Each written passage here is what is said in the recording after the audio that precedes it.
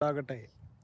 ഞങ്ങളുടെ ഇവിടുത്തെ പാർപ്പിടത്തിനടുത്തുള്ള ഉദ്യാനവും മൈതാനവും വിനോദ കേന്ദ്രവും വിശ്രമസ്ഥലവും എല്ലാം കോർത്തിണക്കപ്പെട്ട ഒരു പ്രദേശത്ത് വന്നിരിക്കുകയാണ്.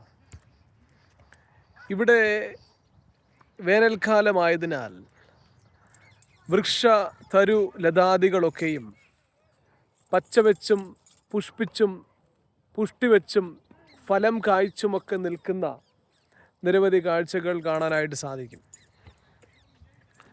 ഇവിടെ നിൽക്കുമ്പോൾ വിശുദ്ധ വേദപുസ്തകത്തിലെ യേശു കർത്താവിൻ്റെ ഗിരിപ്രഭാഷണവുമായിട്ട് ബന്ധപ്പെട്ട ഒരു ഭാഗം ചിന്തയിലേക്ക് വരികയാണ്.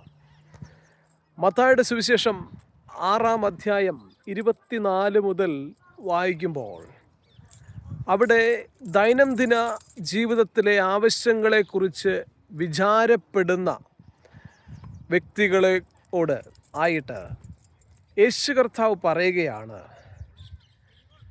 ഇന്ന് ഉണങ്ങുന്നതും നാളെ അടുപ്പിലിടുന്നതുമായിരിക്കുന്ന പുല്ലിനെ, വയലിലെ പുഷ്പത്തെ ഒക്കെ ദൈവം ഇത്ര ഭംഗിയായി സൃഷ്ടിച്ചെങ്കിൽ വിശ്വാസികളായ അല്ലെങ്കിൽ അല്പവിശ്വാസികളുമായ ദൈവത്തിൽ ആശ്രയിക്കുന്ന ജീവിക്കുന്ന ദൈവമക്കളെ എത്ര അധികം ദൈവം കരുതുന്നു, സംരക്ഷിക്കുന്നു, സൂക്ഷിക്കുന്നു എന്നുള്ളതാണ്. ഗിരിപ്രഭാഷണം എന്നതിൻ്റെ ഇതിവൃത്തം തന്നെ ഇഹലോക ജീവിതത്തിൽ നിന്ന് അതീതമായി സ്വർഗരാജ്യത്തെക്കുറിച്ച്, നിത്യതയെക്കുറിച്ച് വേറിട്ട് മാറി ചിന്തിക്കുക എന്നുള്ള ഉദ്ദേശമാണ് യേശു കർത്താവ് കൊടുത്തിട്ടുള്ളത്.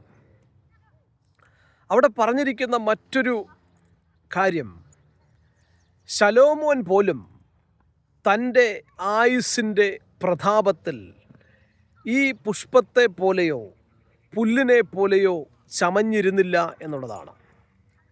ശലോമോൻ എന്ന് പറയുന്ന വ്യക്തി അധികാരത്തിൻ്റെ, സമ്പത്തിൻ്റെ, ജ്ഞാനത്തിൻ്റെ, പദവിയുടെ തുടങ്ങി ഒരു മനുഷ്യന് ഈ ലോകത്തിൽ എത്തിച്ചേരാൻ പറ്റുന്ന സകല പ്രതാപങ്ങളുടെയും പരമോന്നതയെ കാണിക്കുന്ന ഒരു പ്രതീകമാണ്. എന്നാൽ യേശു കർത്താവ് പറയുകയാണ്, ആ വ്യക്തി പോലും സൃഷ്ടിയായിരിക്കുന്ന പ്രകൃതിയിലെ ഒരു അല്പ നേരത്തെ ആയുസ്സുള്ള പുല്ലിനോടും പുഷ്പത്തോടും ഒത്തവണ്ണം കിടപിടിക്കുന്നില്ല എന്നാണ്. മനുഷ്യൻ്റെ ആയുസ് പുല്ലുപോലെയാകുന്നു, വയലിലെ പൂ പോലെ പൂക്കുന്നു എന്ന് മറ്റൊരു ഭാഗത്തും പറഞ്ഞിരിക്കുന്ന കാര്യമാണ്. ഇതിൽ നിന്ന് 2 കാര്യങ്ങളാണ് എന്നെ ചിന്തിപ്പിച്ചത്.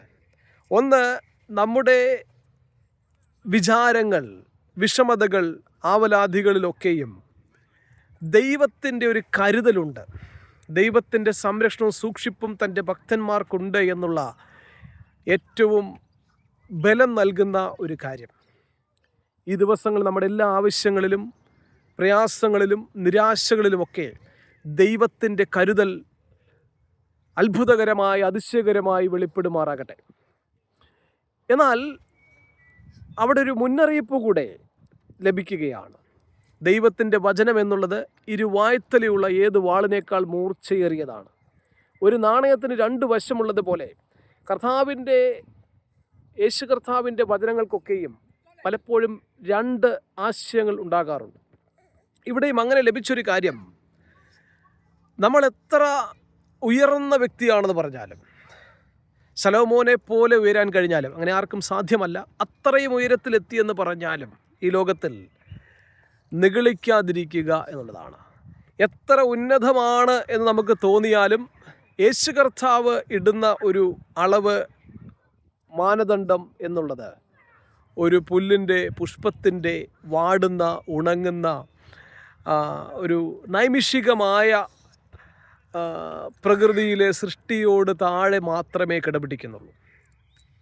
ആയതിനാൽ താണനിലത്തെ നീരോടു, അവിടെ ദൈവം തുണ ചെയ്യൂ എന്നുള്ള പഴഞ്ചൊല്ല് പോലെ ദൈവത്തിൻ്റെ സന്നിധിയിൽ താണിരിക്കുന്നുവെങ്കിൽ, താഴ്മയുള്ളവരെ ഉയർത്തുന്ന, എളിയവരെ കടാക്ഷിക്കുന്ന, നമ്മുടെ ബലഹീനതകളിൽ തികഞ്ഞു വരുന്ന ദൈവശക്തിയുടെ പ്രതാപം, ദൈവശക്തിയുടെ പൂർണ്ണത നമ്മുടെ എല്ലാ ആവശ്യങ്ങളിലും ലഭ്യമാകട്ടെ എന്നുള്ള ആശംസയോടെ ചെറിയ ചിന്തയിൽ നിർമ്മിക്കുന്നു.